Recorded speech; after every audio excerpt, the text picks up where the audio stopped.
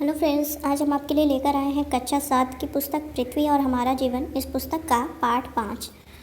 तो इन वीडियोस को बनाने का, इन पुस्तकों की वीडियोस बनाने का एकमात्र उद्देश्य यही है कि आप जो है इन किताबों के माध्यम से ये जान पाएंगे कि जो हमारी बेसिक की किताबें होती हैं, हमारी जो गवर्नमेंट यूपी गवर्नमेंट की जो बेसिक किताबें होती हैं उनमें कितना ज्ञान है। और अगर आप यदि अपने बच्चों की शिक्षा जो है गवर्नमेंटेड स्कूल में ही अगर भली भांति उतना ही ध्यान दें जितना आप प्राइवेट स्कूलों में अपने बच्चों को देते हैं, तो जो है उनकी शिक्षा, जो आपके बच्चों की जो शिक्षा है वो प्राइवेट स्कूलों से कहीं अच्छी हो पाएगी इन जो है गवर्नमेंटेड स्कूलों में। क्योंकि इनकी जो बुक्स हैं, आप देखिए स्टेप बाय स्टेप इस जो है चैनल पर आपको हर कक्षा की वीडियोस मिलेंगी। फिर जब आप इन वीडियोस को देखेंगे तो आपको ये पता चलेगा कि ये जो बुक्स हैं इसमें कितना ज्ञान है। और यदि हम इन बुक्स को सही प्रकार से अपने बच्चों को जो है पढ़ाएं तो वो उनका बेसिक ज्ञान न केवल मजबूत होगा बल्कि आगे चलकर वो किसी भी जो है एग्ज़ाम को, किसी भी कॉम्पिटिटिव एग्ज़ाम को वो आसानी से क्रैक कर सकते हैं। आपको बहुत अधिक जो है कोचिंग्स में और फिर यहाँ वहाँ तैयारी करवाने में अपने बच्चों को ज़्यादा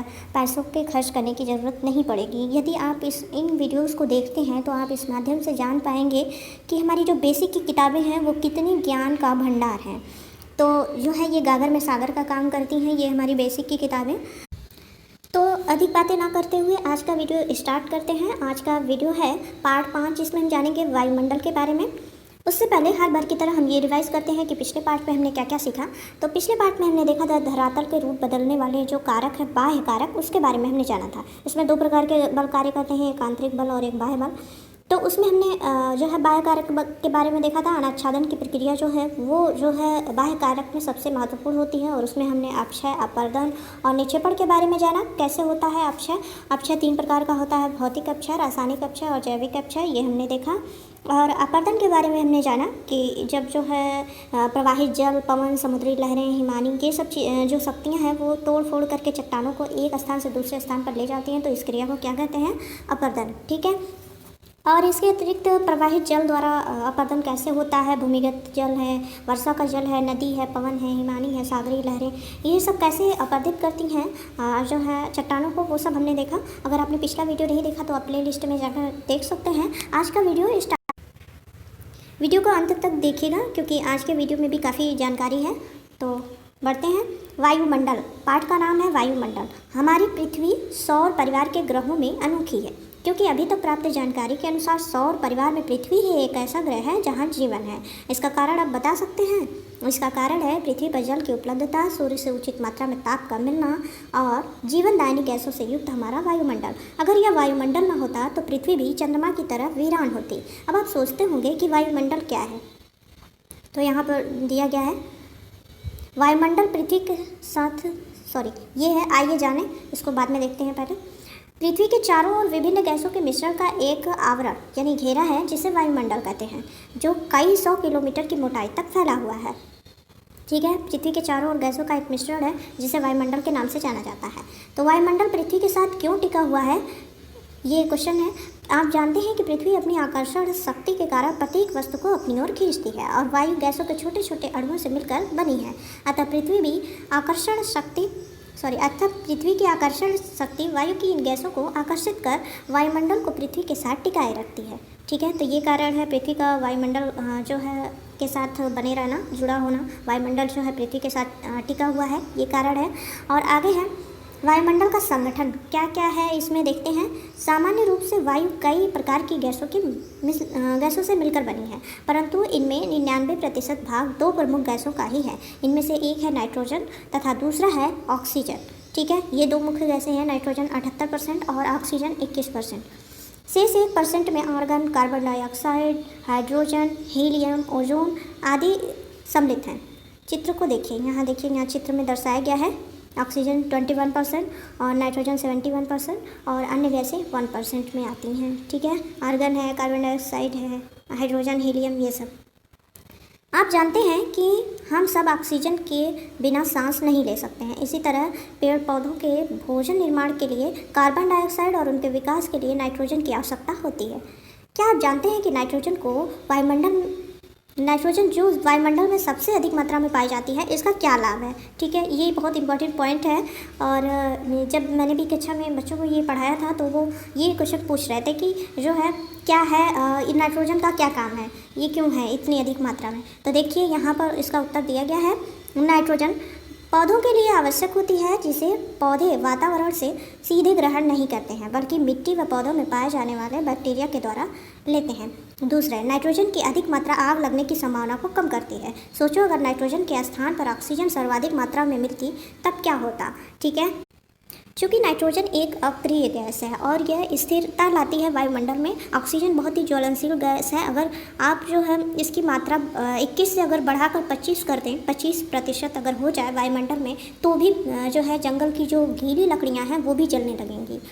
तो ये इतनी ज्वलनशील गैस होती है। तो इसलिए जो है प्रकृति में नाइट्रोजन की उपस्थिति बहुत आवश्यक है वायुमंडल में, और इसलिए प्रकृति ने इसका जुगाड़ भी इस तरह से किया है कि जो है जो ऑक्सीजन है वो 21% बिल्कुल लेवल में है। अगर कम हो जाए तो भी हमारे लिए नुकसानदेह है, और यदि अधिक हो जाए तो भी हमारे लिए जो है हानिकारक है। ठीक है, आगे बढ़ते हैं।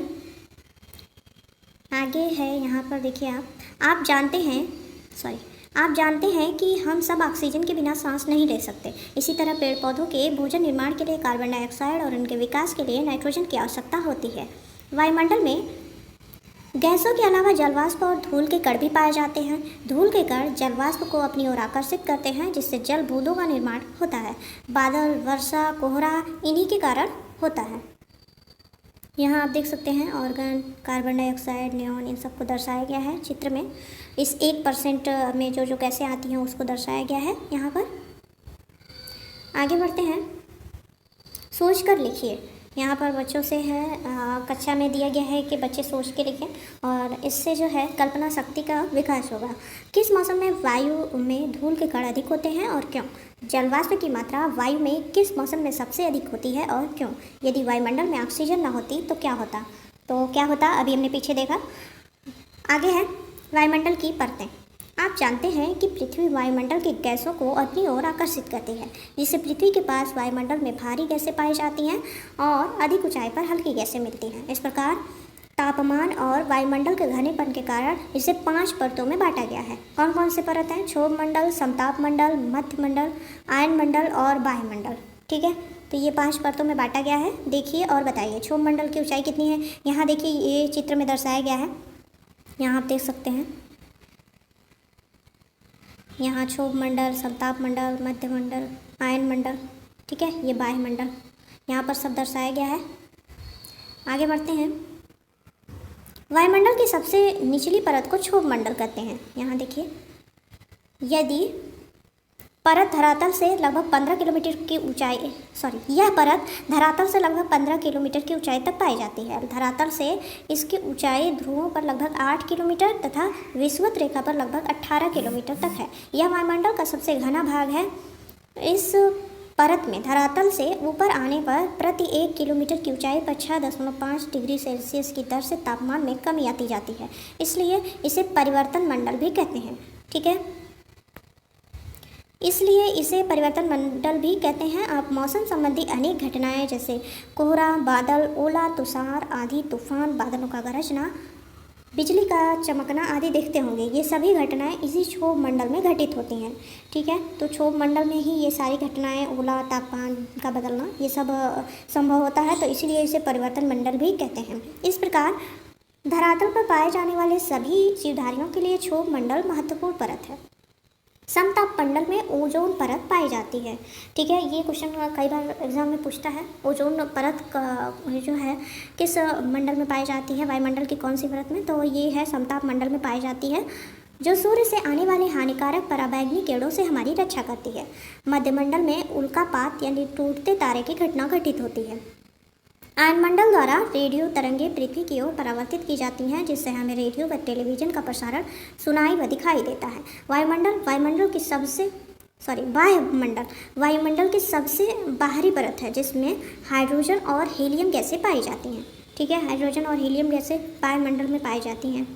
आयन मंडल जो है रेडियो तरंगे पृथ्वी की ओर परावर्तित करती हैं, और जो मध्य मंडल है उसमें उल्कापात यानी टूटते तारे की घटना होती है, और समताप मंडल में ओजोन परत पाई जाती है। आगे है वायुमंडल के तत्व। वायुमंडल के प्रमुख तत्व तापमान, पवन, वायुदाब, वर्षा तथा आर्द्रता हैं। तापमान क्या है देखते हैं। वायुमंडल तथा पृथ्वी की ऊष्मा का प्रधान स्रोत सूर्य है। सूर्य सभी दिशाओं में प्रकाश और ऊष्मा का विकिरण करता है, इसे सौर विकिरण कहते हैं। पृथ्वी को प्राप्त होने वाले सौर विकिरण को सूर्यातप कहते हैं।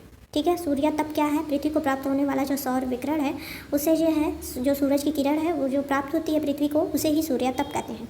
पृथ्वी का धरातल मुख्यतः इसी सूर्यातप से गर्म होता है। सूर्य की किरणें पहले धरातल को गर्म कर देती हैं, फिर गर्म हुआ धरातल अपने संपर्क में आने वाली वायु को गर्म कर देता है। वायु गर्म होकर ऊपर उठती है और वायुमंडल को गर्म करती है। इस प्रकार वायुमंडल मुख्यतः नीचे से गर्म होता है। अतः वायुमंडल के वायुमंडल नीचे से गर्म होता है, ध्यान दीजिएगा। अतः वायुमंडल के निचले भागों में सामान्यतः ताप अधिक होता है। जैसे जैसे ऊंचाई बढ़ती जाती है तापमान घटता जाता है, इसलिए हिमालय पर्वत की ऊंची चोटियों पर सदैव बर्फ जमी रहती है। वायु में गर्माहट यानी ऊष्मा या ठंडेपन की मात्रा को तापमान कहते हैं। तापमान किसे कहते हैं। वायु में ऊष्मा या ठंडेपन की मात्रा को तापमान कहते हैं। तापमान मापने की मानक इकाई डिग्री सेल्सियस है, इसे तापमापी द्वारा नापते हैं। ठीक है, तापमान मापने की मानक इकाई डिग्री सेल्सियस है, और इसे किससे मापते हैं। थर्मामीटर यानी तापमापी द्वारा। वायुदाब। वायुदाब क्या है देखते हैं। वायु विभिन्न गैसों का मिश्रण है, उसका अपना स्वयं का भार होता है। इस कारण धरातल पर वायु अपने भार द्वारा दबाव डालती है। धरातल पर वायुमंडल की समस्त परतों के पड़ने वाले भार को ही वायुदाब या वायु भार कहते हैं। ठीक है, धरातल पर वायुमंडल की जो सभी परतें हैं उनके द्वारा जो पड़ने वाला भार है उसे ही वायुदाब या वायु भार कहते हैं।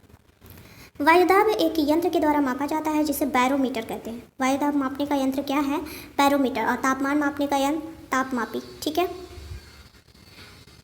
माप की जो इकाई प्रयोग की जाती है उसे मिलीबार कहते हैं। ठीक है, और तापमान में जो इकाई प्रयोग की जाती है वो डिग्री सेल्सियस। ठीक है, वायुदाब में मिलीबार। आगे है, पृथ्वी के धरातल पर वायुमंडलीय दाब का वितरण एक समान नहीं है। दाब के वितरण में लंबवत तथा क्षैतिज दोनों प्रकार की भिन्नताएं पाई जाती हैं। पहला है ऊर्ध्वाधर या लंबवत वितरण। क्या होता है देखते हैं। जैसा कि आप जानते हैं कि धरातल से ऊपर जाने पर वायु का दाब कम होता जाता है। वायु का घनत्व तो निचली परतों में सर्वाधिक होता है, क्योंकि वायु की निचली परत में भारी गैसें पाई जाती हैं। इसके विपरीत ऊपरी परतों की वायु विरल होकर फैल जाती है, अतः ऊंचाई के साथ दाब व घनत्व दोनों कम होते हैं। ठीक है, और यहाँ पर दाब का जो वितरण है उसको यहाँ पर चित्र के माध्यम से दर्शाया गया है। आगे है धरातलीय या क्षैतिज वितरण। वायुमंडलीय दबाव के अक्षांशीय वितरण को वायुदाब का क्षैतिज वितरण कहते हैं। इस आधार पर पृथ्वी पर वायुदाब की निम्न पेटियाँ पाई जाती हैं। पहला है विषुवतीय या भूमध्य रेखीय निम्न वायुदाब पेटी। भूमध्य रेखा पर सूर्य की किरणें सीधी पड़ती हैं, जिससे यहाँ की हवा गर्म और हल्की होकर ऊपर उठने लगती है, जिससे यहाँ पर वायु की कमी के कारण वायु का दबाव कम हो जाता है। इस कम दबाव वाली पेटी को शांत पेटी या डोलरम कहा जाता है। ठीक है, और आगे है दूसरा पॉइंट, उपोष्ण उच्च वायुदाब पेटी। यह पेटी भूमध्य रेखा के दोनों ओर 30 अंश और 35 अंश अक्षांश के बीच होती है। ठीक है, यहाँ पर आप देख सकते हैं 35 अंश अक्षांश, और ये जो है यहाँ पर दर्शाया गया है चित्र के माध्यम से। आगे है, यहाँ तापमान भी अधिक रहता है और तथा भूमध्य रेखीय निम्न वायुदाब एवं उपध्रुवी निम्न वायुदाब वाले क्षेत्र के ऊपर से आने वाली हवाओं के उतरने से वायुदाब भी उच्च पाया जाता है। आगे है, सामान्यतः वायुदाब तथा तापमान में विपरीत संबंध होता है। ठीक है, वायुदाब और तापमान में किस प्रकार का संबंध होता है, विपरीत। अर्थात जब तापमान ज़्यादा होता है तो वायुदाब कम, और जब तापमान कम हो तो वायुदाब ज़्यादा। इसलिए कहा जाता है कि जब थर्मामीटर ऊंचा हो तो बैरोमीटर नीचा तथा थर्मामीटर नीचा हो तो बैरोमीटर ऊंचा होता है। ठीक है, उपध्रुवी निम्न वायुदाब पेटी। ये जो है यह पेटी 60 अंश से 65 अंश अक्षांश के आसपास दोनों गोलार्धों में पाई जाती है। पृथ्वी के अपनी धुरी पर घूमने के कारण इस क्षेत्र की वायु ऊपर उठकर ध्रुव तथा उपोष्ण उच्च दाब क्षेत्र की ओर चली जाती है, जिससे इस क्षेत्र में वायु विरल हो जाती है, अतः यहाँ निम्न वायुदाब पाया जाता है, जबकि तापमान भी यहाँ कम रहता है। और चौथा है ध्रुवी उच्च वायुदाब पेटी। यह पेटी उत्तरी और दक्षिणी ध्रुवों पर 90 अंश तक पाई जाती है। यहाँ पर सूर्य की किरणें वर्ष भर तिरछी पड़ती हैं, अतः तापमान अस्थायी रूप से बहुत ही कम रहता है, अतः ध्रुवों के ऊपर उच्च वायुदाब पाया जाता है। आगे है वायुमंडल की आर्द्रता। तो इसके बारे में देखते हैं। वायुमंडल में उपस्थित जलवाष्प को आर्द्रता कहते हैं। ठीक है, वायुमंडल में जलवाष्प वाष्पीकरण की क्रिया के द्वारा आती है। जल का वाष्प में बदलना ही वाष्पीकरण कहलाता है। जब सूर्य की किरणें धरातल पर पड़ती हैं तब जहाँ कहीं भी थोड़ी सी नमी होती है वह वाष्प में बदल जाती है। यह वाष्प वायुमंडल में आ जाती है। ठीक है, यहाँ पर दर्शाया गया है चित्र में धरातल पर पाए जाने वाले जल का जल वाष्प में परिवर्तन किस प्रकार होता है। यहाँ आप देख सकते हैं। वीडियो को पॉज करके आगे बढ़ते हैं। जब ताप घटने पर यह जल वाष्प जल में परिवर्तित हो जाती है तो उसे संघनन कहते हैं। ठीक है, तो ये हो गया संघनन और वाष्पीकरण की परिभाषा। संघनन द्वारा ही ओस, पाला, कोहरा, बादल तथा वर्षा होती है। अब हम इन सब के बारे में एक एक करके देखेंगे। वर्षा, पहला पॉइंट है वर्षा। खुली स्वच्छ हवा में वायुमंडलीय जलवाष्प का लगातार संघनन होने पर संघनित कणों के आकार में वृद्धि होती है। जब ये कण बड़े और भारी हो जाते हैं तो पृथ्वी के धरातल पर गिरने लगते हैं। जब ये बूंदों के रूप में धरती पर गिरते हैं तो इन्हें वर्षा कहते हैं, लेकिन जब ये हिमकणों के रूप में गिरते हैं तो इसे हिमपात कहते हैं। वायुमंडल की आर्द्रता मापने वाले यंत्र को आर्द्रता मापी यंत्र कहते हैं। ठीक है, वायुदाब नापने का यंत्र बैरोमीटर है और वायुमंडल की आर्द्रता जो है नापने का यंत्र जो है आर्द्रता मापी यंत्र कहलाता है। आगे है मौसम और जलवायु के बारे में। आपने कभी बदलते हुए मौसम को देखा है? दिन में हल्की हल्की ठंडी ठंडी सुहावनी हवा चल रही हो, तभी अचानक वर्षा के साथ बड़े बड़े ओले पड़ने लगे। इसके बाद मौसम साफ हो जाए और तेज धूप चमकने लगे। इस प्रकार पल पल, घंटे घंटे, दिन, सप्ताह, धूप, हवा, वर्षा आदि स्थितियों में परिवर्तन होता रहता है। यही दैनिक परिवर्तन मौसम कहलाता है। ठीक है, इसके विपरीत लंबे समय तक किसी क्षेत्र विशेष की मौसमी दशाओं के योग को जलवायु कहते हैं। जलवायु किसे कहते हैं? लंबे समय तक किसी क्षेत्र विशेष की मौसमी दशाओं के योग को जलवायु कहते हैं। इस प्रकार मौसम वायुमंडल की छड़ी यानी बहुत थोड़े समय की अवस्था का बोध कराता है, तो जलवायु दीर्घकालिक यानी लंबे समय की अवस्था का बोध कराता है। तो ये था पार्ट 5 जिसमें हमने वायुमंडल के बारे में जाना। आगे हम आपके लिए लेकर आएंगे पार्ट 6 जिसमें होगा वायु की गतियों के बारे में, जैसे कोरियोलिस बल है और पवनों के प्रकार हैं, जैसे जो है पछुआ, ध्रुवी, चीनी, सिरोको, लू, इन सब के बारे में जानेंगे कि पवन कितने प्रकार की होती हैं, और व्यापारिक पवन, पछुआ पवन और इन सबको कितने भागों में बांटा गया है ये देखेंगे। मानसूनी पवनों के बारे में जानेंगे, चक्रवात क्या होता है इसके बारे में जानेंगे और भी काफ़ी कुछ हम देखेंगे। तो इसके लिए प्लीज़ चैनल को सब्सक्राइब करें, वीडियो को लाइक करें। Thank you.